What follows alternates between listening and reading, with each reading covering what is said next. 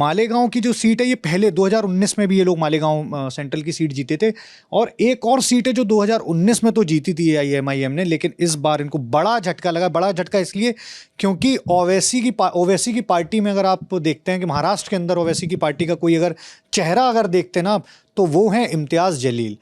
इस बार भी जब ओवैसी इनके लिए प्रचार करने गए थे तो वो जो एक बयान वायरल हुआ था, आपने देखा होगा कि वो घड़ी देख रहे हैं और कह रहे हैं कि 15 मिनट बचे हैं। तो वो जो 15 मिनट बचे हैं और फिर एकदम क्राउड पूरा चीयर कर रहा है उनको, एकदम हूटिंग चालू हो जाती है। तो जो 15 मिनट वाला बयान था, फिर वो मुंह पर हाथ रख लेते हैं। ये जब वो इम्तियाज़ जलील के लिए प्रचार करने गए थे तो ये वहीं का बयान था। खैर, अब हुआ ये है कि ये किला टाइप का था एआईएमआईएम का। महाराष्ट्र के अंदर अगर आप एआईएमआईएम को देखते हैं तो सबसे पहला नाम कोई बड़े नेता का अगर आता है तो इम्तियाज़ जलील का। तो ये सबसे ओवैसी के लिए सबसे बड़े झटके की बात ये रही है कि वो इम्तियाज़ जलील भी अपनी सीट हार गए। और इस पर इंटरेस्टिंग ये है कि आप देख रहे हैं 24 राउंड की जो वोटिंग है, लगभग 12 या 13 राउंड की वोटिंग हुई थी सुबह जब हम लोग लाइव में जुड़े हुए थे, और ये 47,000 वोटों की बढ़त बनाए हुए थे उस समय।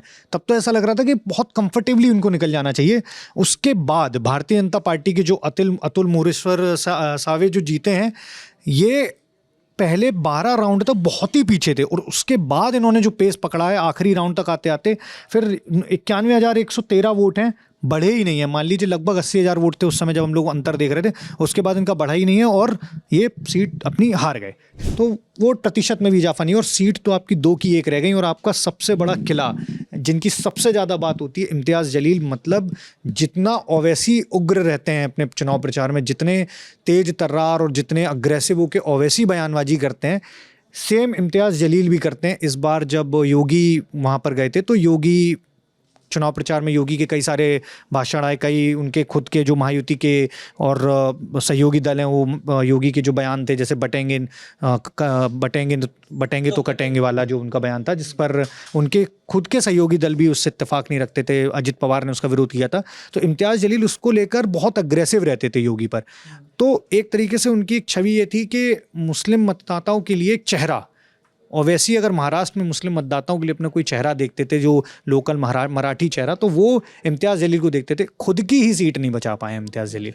तो ओवरऑल कहना मेरा बस इतना है कि ओवैसी जिस उम्मीद के साथ, जिस अग्रेशन के साथ महाराष्ट्र चुनाव में आए थे, और उन्होंने वो जो अपने छोटे भाई का वो 15 मिनट वाला वो जो विवादित बयान है जो उन्होंने स्टेज पर दिया था, नॉट एग्जैक्टली रिक्रिएट कि उन्होंने रिक्रिएट किया, पर उसको ही हिंट करते हुए तरीके से। लेकिन जब उन्होंने अपने होठों पर उंगली रख ली, हाँ, तो ऐसे रेफरेंस जो है वो तब, हाँ, मतलब एक तरीके से ये माना जा सकता था कि हाँ कि चुनाव प्रचार खत्म होने में 15 मिनट का वक्त बचा है, तब ऐसे जोड़ा जा सकता है। हाँ, कि 15 मिनट कम हो, फिर वो ऐसे करके हाथ रख, जब तक 15 मिनट बोल रहे थे कोई बात नहीं थी, जैसे ही इन्होंने मुंह पर हाथ रखा तो पूरा वो क्राउड।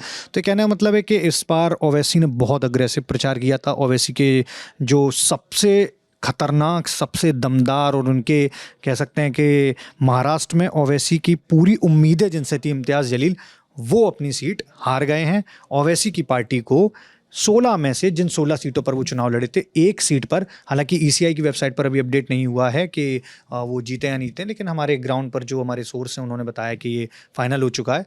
तो एक सीट ओवैसी की पार्टी को, सिर्फ एक सीट मिल रही है, और वो भी बहुत ही कम मार्जिन से, बहुत ही कम मार्जिन से। बल्कि इनसे आगे तो समाजवादी पार्टी है, वो 2 सीट पर लड़े थे और दोनों सीटें उन्होंने निकाल ली हैं अपनी समाजवादी पार्टी ने। खैर मिला के महाराष्ट्र में ओवैसी फैक्टर काम नहीं किया इस बार, और उनके फायर ब्रांड नेता इम्तियाज़ जलील अपना खुद का चुनाव हार गए, अपनी सीट भी नहीं बचा पाए।